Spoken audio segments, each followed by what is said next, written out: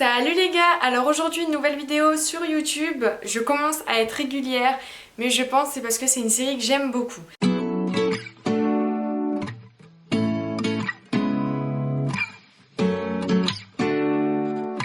Alors c'est la série Back to School. Aujourd'hui je vais vous parler de ma filière en BUT, gestion des entreprises et des administrations. Cette vidéo se fera sur deux gros thématiques, donc une sur la filière et deux sur les cours. Il y aura quelques questions, alors ne vous inquiétez pas, si je ne réponds pas à toutes vos questions, vous pouvez me les mettre en commentaire, j'y répondrai avec grand plaisir.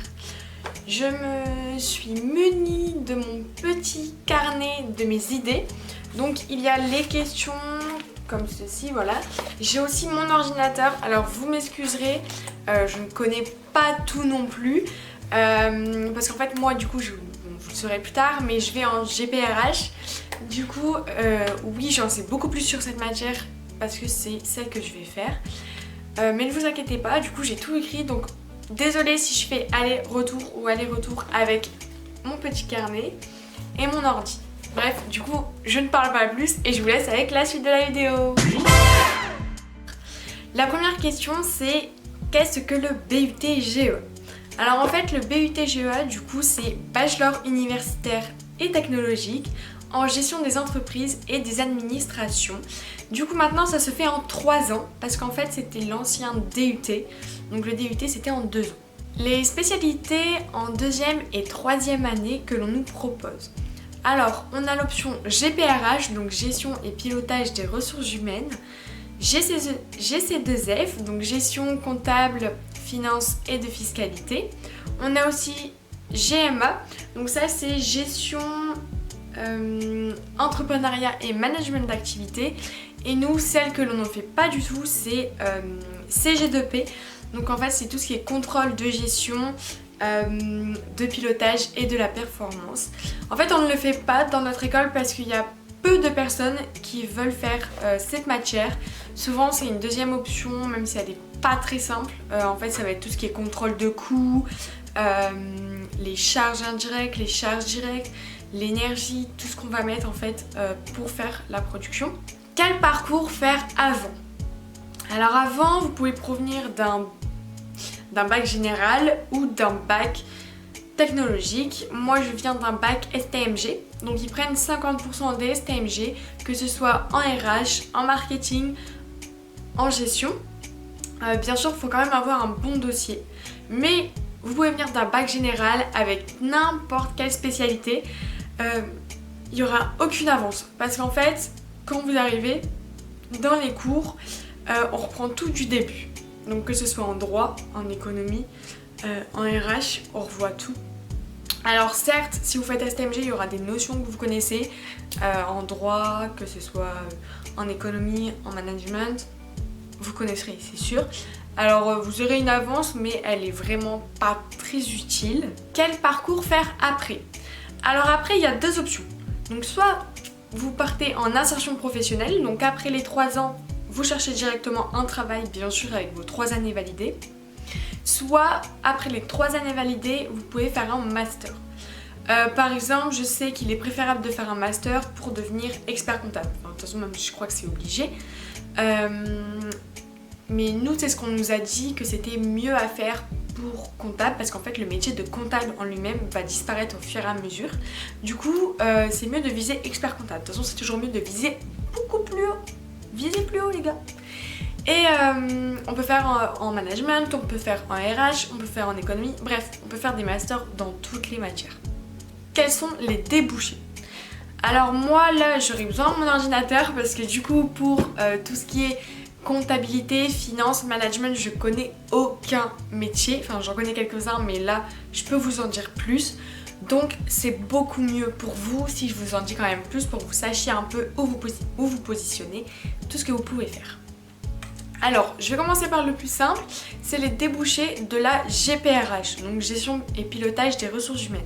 Alors vous pouvez partir du coup dans le métier en chargé de recrutement, chargé de paye, donc dans une entreprise, assistante des ressources humaines, directrice des ressources humaines, intervenante en prévention des risques professionnels, donc tout ce qui est sécurité au travail, conditions de travail. Maintenant les débouchés en GC2F. Alors comme je vous ai dit, vous pouvez partir en assistant comptable, expert comptable, assistant contrôle budgétaire ou contrôle de gestion. Vous êtes chargé aussi des affaires bancaires, vous pouvez être chargé des affaires bancaires, et comptable clientèle ou comptable fournisseur. Pour les débouchés en GMA, alors là il y a quand même pas mal de métiers puisque le management c'est vraiment l'entreprise. Vous pouvez être gestionnaire polyvalent, responsable de micro-entreprise ou de PME, donc petite et moyenne entreprise, assistante marketing, chargée de projet, assistante chef de produit, responsable développement et chargée de la clientèle, secteur banque et assurance. Alors vraiment je m'excuse d'être sur mon ordi, mais je ne connais pas, j'ai pas appris mon texte par cœur, mais c'est pas grave, j'aime bien quand même faire ce genre de vidéo et j'ai pas l'habitude en plus d'être en face cam.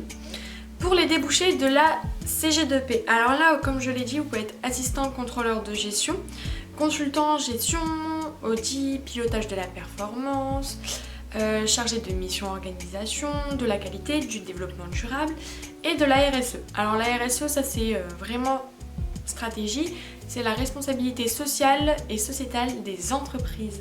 Quelles sont les formations proposées de cette filière? Alors vous pouvez être en formation initiale. Donc formation initiale ça veut dire que vous êtes en cours toute la semaine.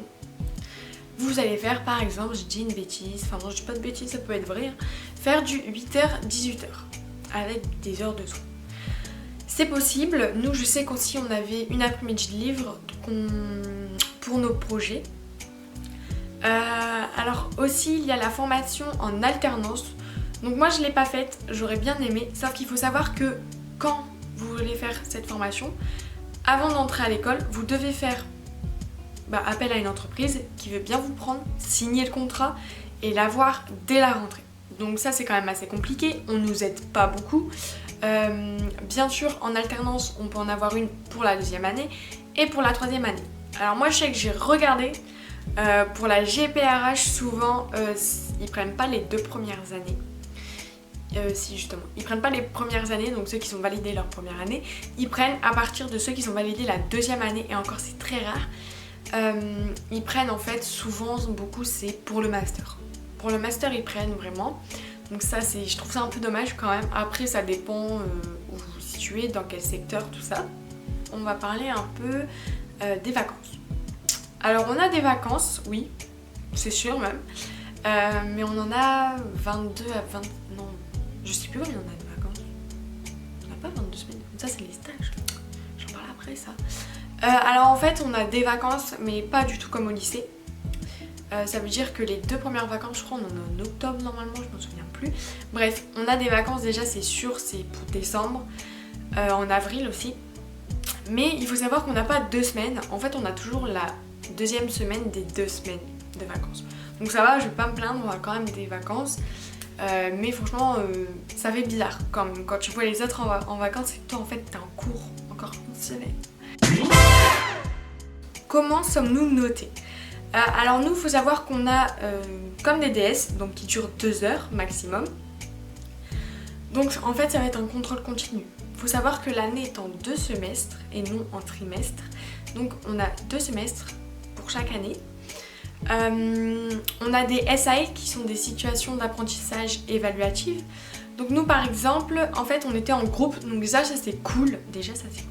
Wow. On est en groupe de 5, 6 et en fait on peut s'aider.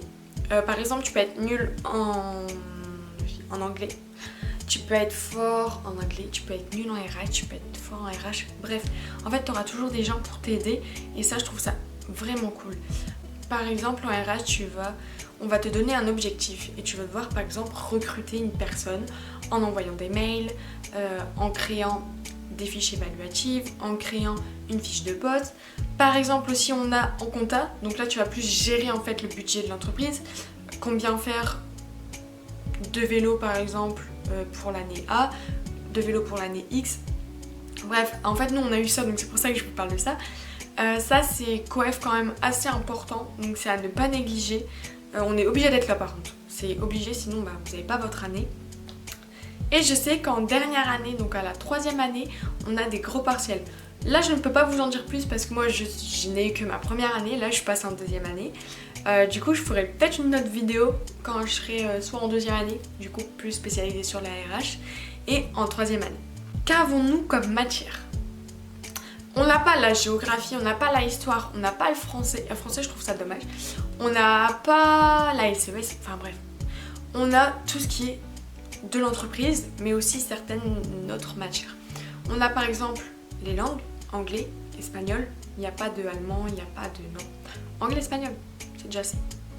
Ensuite, comme matière du coup on aura la comptabilité, la finance, fiscalité, RH, communication. On va faire aussi beaucoup, c'est des oraux. Du coup si vous avez peur et tout de parler, il n'y a pas de problème, vous allez vous habituer, on est dans des petits groupes de classe. Et voilà, de toute façon je vais en venir. Quels sont les horaires? Alors en première année je sais qu'on est très chargé parce qu'en fait on a un quota d'heures à remplir chaque semaine pour chaque matière et du coup les profs essayent de mettre ça hyper rapidement pour qu'en fait on soit tranquille à la fin du semestre. Par exemple je sais qu'en compta on avait 26 heures à faire, du coup on avait plusieurs cours de compta dans la semaine parce que ça passe vite quand même, un semestre ça passe assez vite. Du coup voilà, en fait c'est que les profs veulent finir le quota de cours assez rapidement pour finir leur programme en fait. Donc par exemple je faisais du 8h, 17h30, oui ça m'arrive, avec 2h au milieu. C'était assez hard parce qu'il faut savoir qu'ils prennent pas en compte la distance de où vous habitez, si vous avez le permis, enfin ils disent qu'ils le prennent en compte, hein, mais moi non, ils n'ont pas pris en compte moi. Eh oh, je revenais chez moi 2 heures de route. Hein. Les stages. Alors les stages, comme j'ai un peu dit tout à l'heure, je m'étais trompée, on a 22 à 26 semaines de stage. Alors la première année, on a 4 semaines. Donc vous choisissez où vous voulez aller, peu importe. Par exemple en compta, en RH. En fait c'est pour vous orienter dans la spécialité à choisir en 2e année. Donc en fait c'est vraiment tester les 4 semaines. Parce que par exemple j'ai testé chargé de recrutement en boîte d'intérim et je suis pas fan, c'est vraiment pas ce que je veux faire. Du coup c'est assez cool parce que ça m'a aidé en fait dans mes choix. Donc hyper cool. La charge de travail. Alors on n'a pas une charge de travail assez complexe. C'est sûr il faut faire les devoirs qu'on vous demande de faire. C'est sûr il faut faire... En fait il faut faire ce qu'ils demandent. Il faut écouter. Il faut faire les exos. Il faut vraiment... faut être à fond en fait. Donc pas tout le temps, je vous dis pas que j'étais à fond tout le temps, j'avais des copines donc je parlais. Mais franchement, ça allait quoi. Je faisais les devoirs chez moi, même s'il était tard. Pendant les heures de trou, j'essayais de faire mes fiches de révision, des devoirs. Bref, après la charge de travail, il faut quand même réviser. Les DS réviser avant. Refaites des exercices, ça peut vraiment vous aider, surtout en comptabilité. Moi ça m'a beaucoup aidé. L'ambiance au sein de l'établissement. Alors moi je sais que c'est vraiment une rangée où on n'a que des classes pour nous et en fait tout le monde se connaît. Donc quand vous arrivez en première année, vous êtes à peu près 30 maximum par classe, voire 25, allez on va dire 25 maximum par classe. Et en fait au fur et à mesure du semestre, des gens vont partir. Nous on s'est retrouvés à 17 personnes dans ma classe, c'était très peu. Donc en fait il faut savoir qu'ils ont enlevé une classe. On a été séparés et en fait je trouve ça vraiment dommage parce que quand vous arrivez au début d'année, vous créez des liens en fait avec votre classe, même si c'est des gens que vous aimez pas, il y a quand même des gens que vous aimez bien. Le suivi des profs. Alors en fait, on est suivi. Alors c'est pas un BTS, mais c'est pas la fac, c'est un BUT. Donc forcément, quand vous arrivez en cours, vous devez signer en fait. À côté de votre nom, vous signez que vous êtes présent de telle heure à telle heure. Si vous avez une absence, vous devez aller au secrétariat pour prendre une fiche d'absence et du coup l'ordonnance ou vraiment un justificatif. Donc ça faut faire vraiment très attention. Bref, du coup voilà, si vous loupez un DS, vous devez le rattraper si le justificatif est bon, en fait carrément.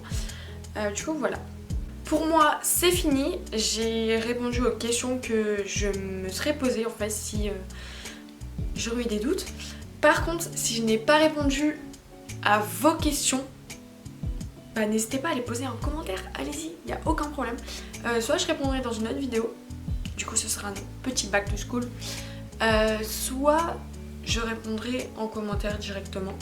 Alors vous pouvez me les poser en commentaire, vous pouvez me les poser sur mes réseaux sociaux, il n'y a aucun souci. Du coup j'espère que la vidéo elle vous aura plu.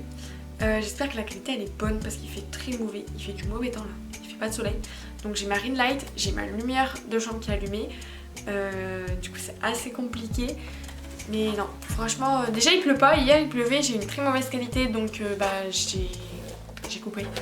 J'espère que le montage aussi vous plaît. J'attends d'avoir mon nouveau téléphone, je sais pas si je vous l'avais dit, pour vous faire des vlogs. Mon anniversaire c'est en octobre, donc du coup je pense en septembre vous allez rien avoir. Et en octobre j'ai l'opération de mes dents de sagesse, donc en fait je pense pas que vous allez en avoir en octobre non plus. Mais bref, je vais trouver, faites-moi confiance, aucun problème.